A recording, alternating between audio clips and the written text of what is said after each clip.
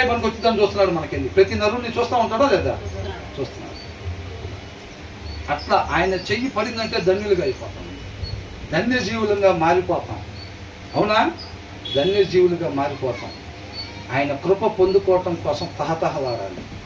ఆయన చూపు పడటం కోసం, ఇంటి పక్కన వాళ్ళు ఇంటి వెనకాల చూపు పడటం కోసం కాదు, ఆయన చూపు పడటం కోసం తహతహలాడాలి. ఆయన కళ్ళు దృష్టి ఎవరి మీద పడిద్దంట? ఎవరైతే వాక్యాన్ని అనుసరించి నిర్మలమైన పాలు, ఆ వాక్యం అనే ఆహారం సమృద్ధిగా తీసుకుంటా క్రియలు కలిగిన విశ్వాసం ఎవరైతే బలంగా కలిగి ఉంటున్నారో ఆ రాయిని ఆయన సెలెక్ట్ చేసుకుంటాడు. ఏ రాయిని పడితే ఆ రాయినే సెలెక్ట్ చేయడు.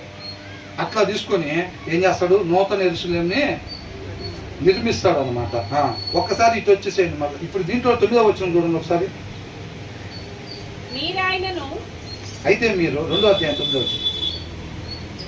అయితే మీరు చీకటిలో నుండి ఆశ్చర్యకరమైన తన వెలుగులోనికి మిమ్మల్ని పిలిచిన వాని గుణాతిశయములను ప్రచురము చేయు నిమిత్తము ఏం చేయాలంటే మనం చీకటిలో నుంచి ఆశ్చర్యకరమైన తన వెలుగులోనికి మిమ్మల్ని పిలిచిన వాని ఆయన గుణాతిశయాలు, ఆయన గుణాలని మనం ప్రచురింపజేయాలి.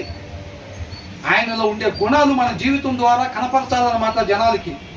అర్థమవుతుందండి? క్రీస్తు వలె జీవించటం ద్వారా మనం ఆయన గుణాతిశయాల్ని ప్రచురము చేయ నిమిత్తము ఏర్పరచబడిన వంశం. ఈ వంశంలో ఉండాలి, మంచుల వంశంలో ఉండాలి, ఆ మంచుల వంశంలో ఉండాలి, ఈ వగరుని వంశంలో ఉండాలి. అట్లా అంటే నేను ఆ పేర్లు అంటే ఆ చెడ్డోళ్ళు నేనేం చూడలేదండి, కొద్దిగా పేరు మోసం ఇంటి పేర్లు కాబట్టి చెప్తున్నాను అంతే. అట్లాంటి వంశంలో పుట్టుండాల్సిందిరా నేను తిప్పేవాడిని మేసం. ఆ వంశాల్లో కాదండి మనం ఉండాలని కోరుకోవాల్సింది. ఏ వంశంలో అంట? ఈ వంశంలో ఉండాలంట మనం. గుణాతిశయాలు ప్రచురం చేయ నిమిత్తం ఏర్పరచబడిన వంశమును.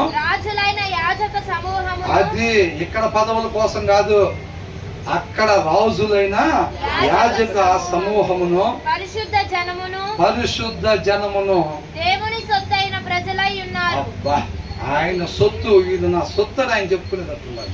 అర్థమవుతుందండి? ఉండాల్సిన రీతిగా మాత్రమే ఉండేవాళ్ళు ఉన్నారు చూసారా, క్రమంగా ఉండేవాళ్ళు చూసారా.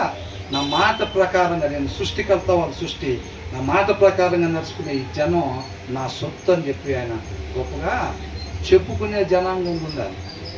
అర్థమవుతుందండి? అలాగే మనం ఉండి జీవించేవాళ్ళము. వీటన్నిటికీ ఆధారం విశ్వాసం.